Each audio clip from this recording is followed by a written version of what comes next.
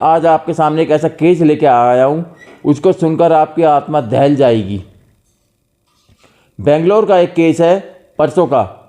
लड़के का नाम था अतुल सुभाष।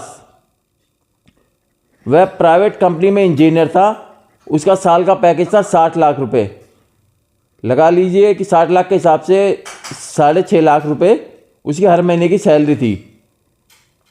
उसको 2-3 साल से उसकी पत्नी और उसके पत्नी के घर वालों की तरफ से प्रताड़ित किया जा रहा था। उसको एक साल में 80 डेटें दी जाती थी। एक साल में 80 डेटें।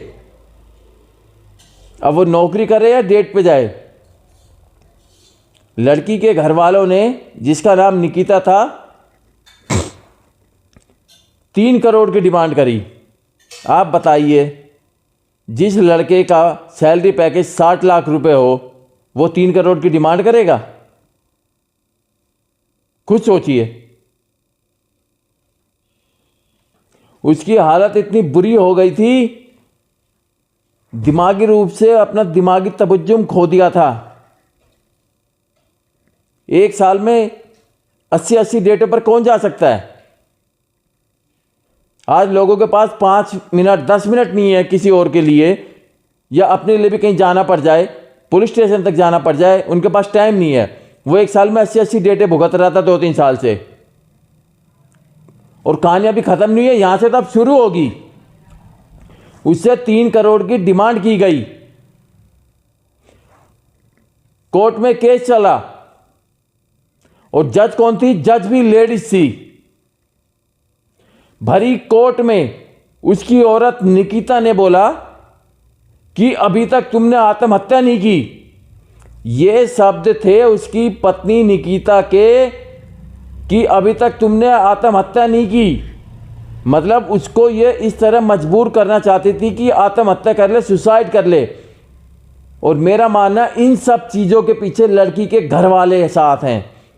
जब तक लड़की के घर वाले उसे पनाह देते रहेंगे, तब तक ये ऐसे ऐसे कांड होंगे। उसने national commission of women NCW का नाजायज फायदा उठाया।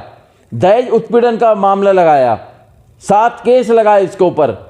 जो इंसान 60 लाख रुपए कमाता हो, वो क्यों दहेज मांगेगा?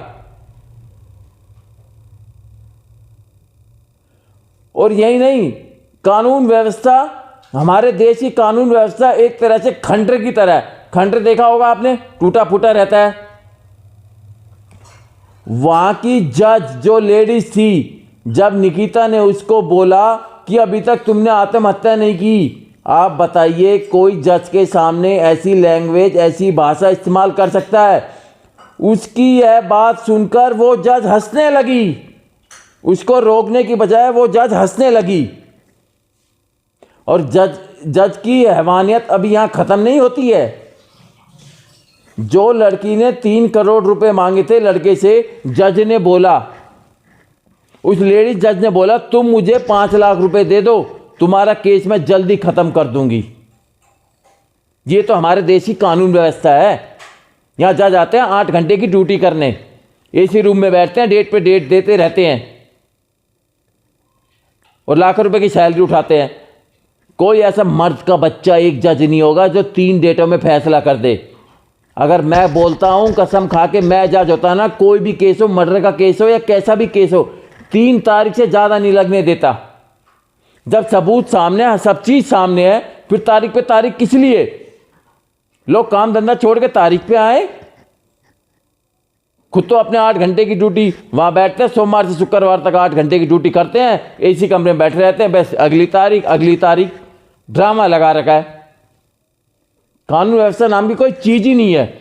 इसलिए मैं बोलता हूं, अगर आपके अंदर आत्मा है, जमीर है, जमीर नाम की कोई चीज है, तो इस वीडियो को इतना फैला दो कि ये हर फोन में पहुंच जाए। और मैं एक बात और बोलूंगा, मंजिल मिले ना मिले ये अलग बात है, लेकिन हम कोशिश ना करें ये तो गलत बात है। जब ये खबर मैंने सुनी, उसी वक्त मैंने राष्ट्रपति को मेल की और सीसी में रखा प्रधानमंत्री को। और पूरा लंबा चिट्ठा लिख दिया। जब लड़कियां एक तरफ बोलती हैं कि हम लड़कों के बराबर हैं, सुप्रीम कोर्ट भी बोलता है लड़के लड़के में फर्क नहीं है, तो आप मेरे को ये बताइए, जब NCW है लड़कियों के लिए, वुमेन के लिए, नेशनल कमीशन फॉर वुमेन, तो नेशनल कमीशन फॉर मैन किस लिए नहीं है? आदमी दिन रात पिसता है, 60 साल की उम्र तक कमाता है, पूरा घर परिवार चलाता है, वो बस आंसू टपका लेंगी अपने, और इनके पीछे लड़की के घर वाले उसका साथ देते हैं। जब तक घर वाले लड़की के ससुराल में दखल अंदाजी करते रहेंगे यही होगा। और उस लड़के ने आत्महत्या कर ली, हरासमेंट से तंग आकर उस लड़के ने आत्महत्या कर ली। और उसके बाद उस लड़के के 20 पन्नों की चिट्ठी लिख के गया। उसे पता उसने क्या बोला? जब तक मुझे न्याय नहीं मिल जाता तब तक मेरी अस्थियां विसर्जित ना की जाए। जब तक मुझे न्याय नहीं मिल जाता मेरी अस्थियां विसर्जित ना की जाए, और अगर मुझे न्याय नहीं मिला तो मेरी अस्थियां कोर्ट के बगल में जो नाला बहता उसके अंदर विसर्जित कर दी जाए। ऐसे लोगों को आत्महत्या करने पर मजबूर किया जा रहा है, आदमियों को। नेशनल कमीशन फॉर वुमेन का नाजायज फायदा उठाया जा रहा है। इसलिए मैंने आज तुरंत राष्ट्रपति को मेल लिखी, अच्छी लंबी चौड़ी मेल लिखी। जब नेशनल कमीशन फॉर वुमेन है तो नेशनल कमीशन फॉर मैन किस लिए नहीं है?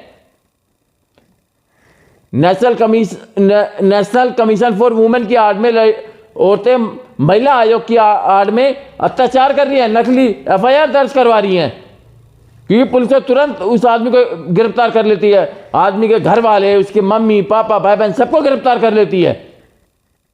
ऐसे पुलिस की भी है कमी है।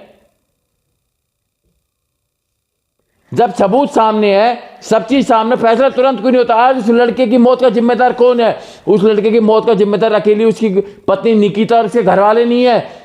हमारे देश का कानून सिस्टम है। अगर उसको समय पर न्याय मिला होता तो वो आज आत्महत्या ना करता, आज वो जिंदा होता।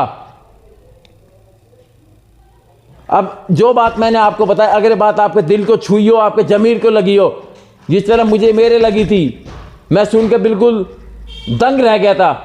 तभी मैंने राष्ट्रपति को मेल लिखी। कोई किसी एक छोटे से अधिकारी को मेल नहीं लिख सकता। मैंने राष्ट्रपति को मेल लिखी, मैंने कहा देखी जाएगी। लिख दिया मैंने मेल में कि जब महिला आयोग है तो मैन आयोग किस लिए नहीं है, इसको तुरंत बनाया जाए, विधेयक पारित किया जाए। धन्यवाद।